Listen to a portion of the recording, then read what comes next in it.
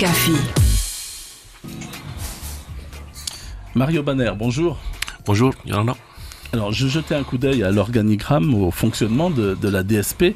Alors, la direction de la sécurité publique est chargée de l'ensemble des missions de police administrative et judiciaire, de la protection des personnes et des biens, du maintien et rétablissement de l'ordre public, ainsi que des missions de recherche et d'analyse des renseignements destinées à informer le gouvernement national et les représentants de l'État en Polynésie française sur les activités dans les domaines institutionnels, économiques et sociaux.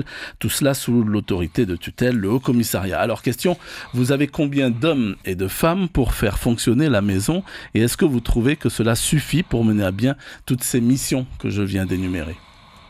Oui, merci d'abord, avant tout, de m'avoir invité ce matin.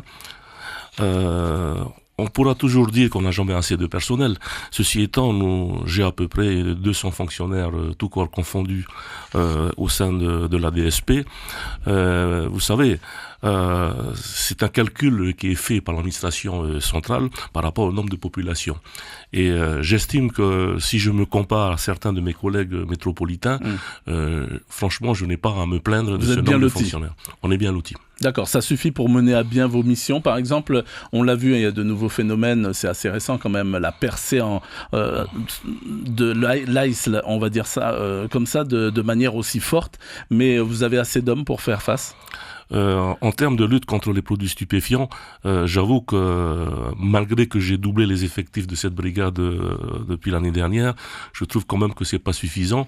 Mais vous voyez, en termes d'organisation de la police, si je dois dégager des fonctionnaires d'autres unités pour les stupéfiants, c'est comme on dirait déshabiller Paul pour habiller Jacques, parce qu'on n'a pas que ça à faire dans la journée.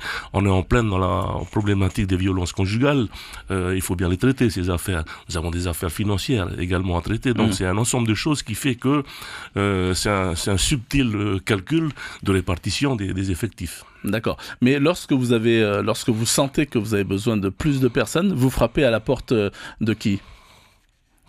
Alors j'ai deux autorités de tutelle, donc en termes de police administrative, c'est le commissaire de la République, et le procureur de la République en termes de, vous le parliez tout à l'heure, de mission judiciaire.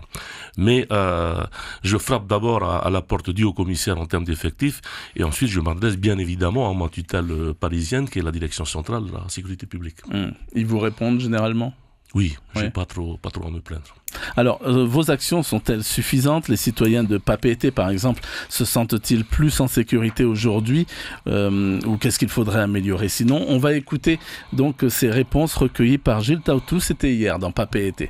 Quand il y a les forces de l'ordre, en général, les jeunes ne cherchent pas trop à vouloir se bagarrer, tandis que lorsqu'il n'y a pas, les gens font leur loi, la ville leur appartient, ils ne se rendent pas compte des dangers. La police passe tous les jours, elle fait les ronds autour du lycée, ils sont visibles. Pour nous, c'est toujours bien d'avoir des personnes qui veillent à notre sécurité. Ça suffit pour calmer un peu les caïds. Ça suffit largement.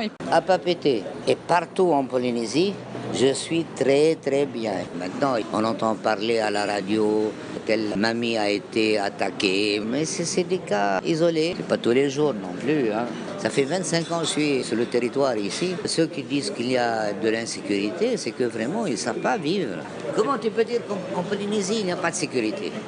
La police, elle est partout. Les gens bien sont partout. Pour être mieux en sécurité, il faut plus de police. Il y a aussi ma femme, quand elle sort dans la rue, elle a peur aussi pour aller essayer sa carte à la machine. Quand tu passes comme ça, il y a plein de jeunes, Mais ils font rien. Ah si. S'il vient par cap, c'est à toi à bousser au côté. Il y a un policier qui passe là, c'est bien. Non, ça, c'est pas un policier, c'est un policier municipal. Policier quand même.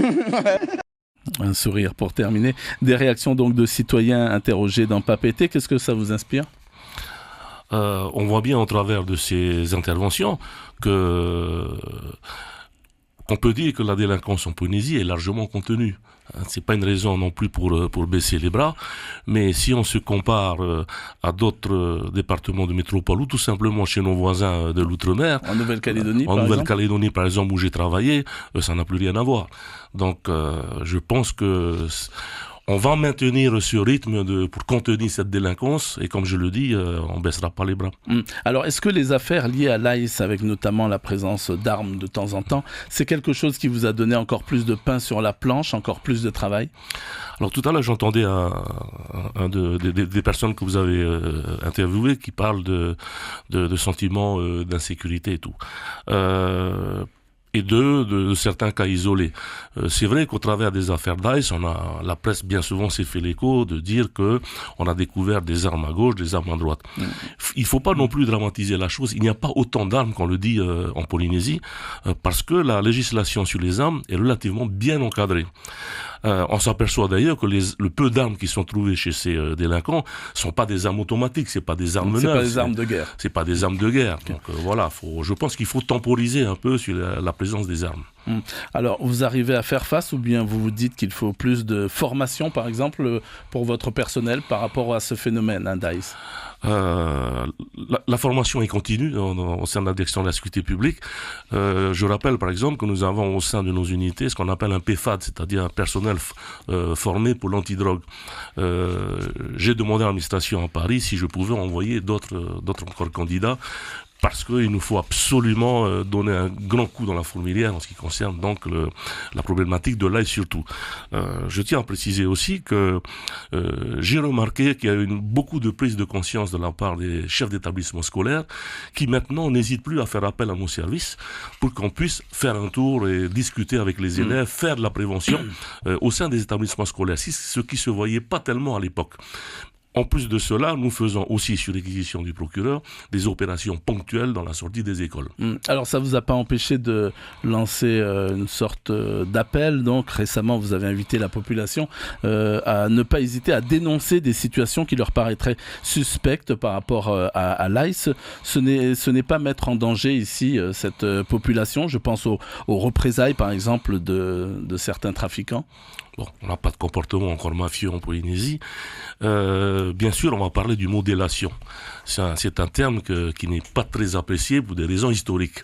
Mais ça revient à ça. Mais en ce qui me concerne, je pense que c'est une délation positive. C'est-à-dire que c'est une prise de responsabilité, notamment des parents. Ce sont les premiers qui, visuellement, peuvent nous dire ce qui se passe au sein de leur foyer. Je ne vous cache pas que depuis que j'ai lancé cet appel, mon secrétariat a reçu une dizaine d'appels téléphoniques de personnes qui effectivement disent « j'ai des choses à dire pour dénoncer de l'ICE, mais je ne veux pas venir au commissariat, j'ai peur ».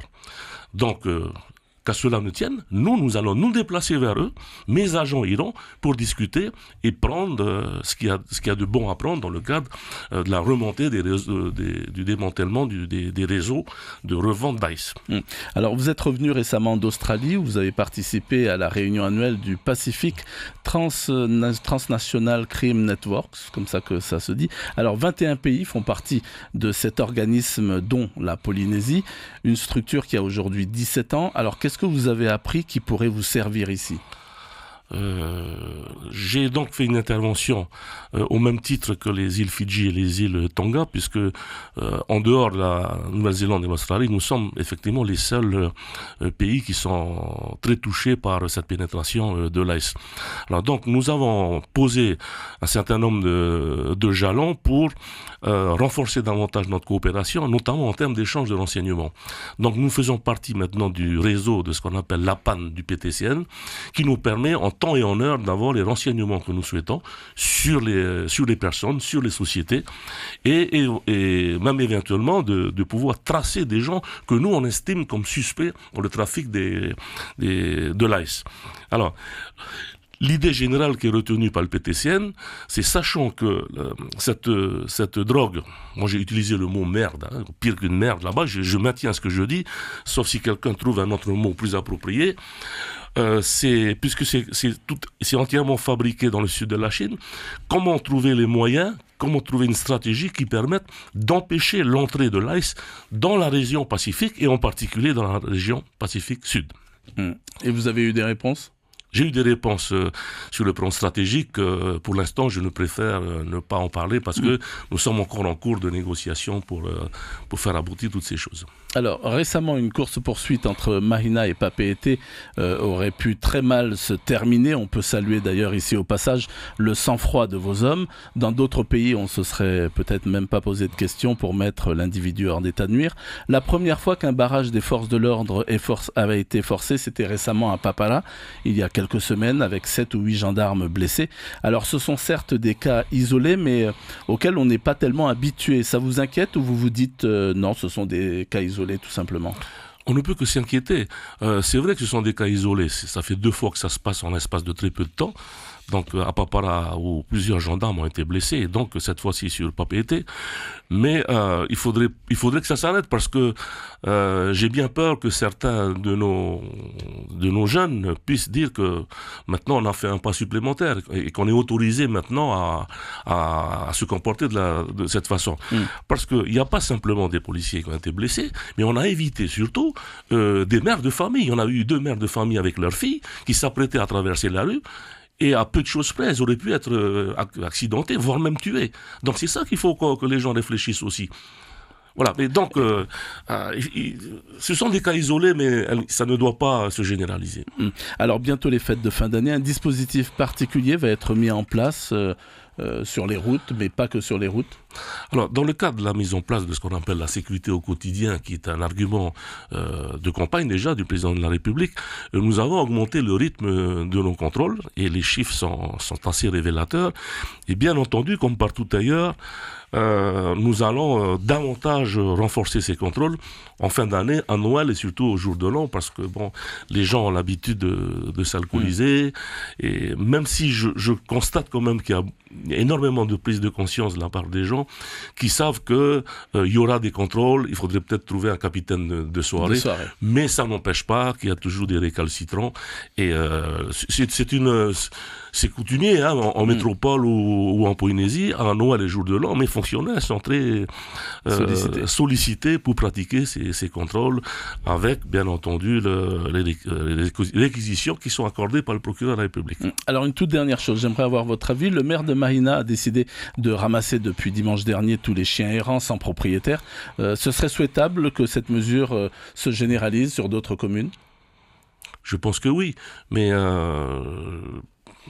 je vois pas trop pourquoi je dois m'exprimer là-dessus, puisque c'est plutôt à l'autorité politique, on va dire, aux élus, notamment au maire de Papeete en l'occurrence, de mettre en place. Je crois que ça commence à se voir sur Papeete, parce que la police municipale donc a une fourrière, et donc il ramasse des chiens. Mais bon, je dirais aussi que c'est culturel ici, on voit des chiens partout, voilà.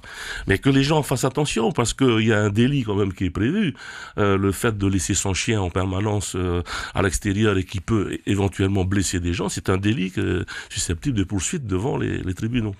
Merci beaucoup Mario Banner d'avoir été donc notre invité ce matin. Je rappelle que vous êtes commissaire de police et le directeur de la sécurité publique. Merci. C'était l'invité café du lundi au vendredi.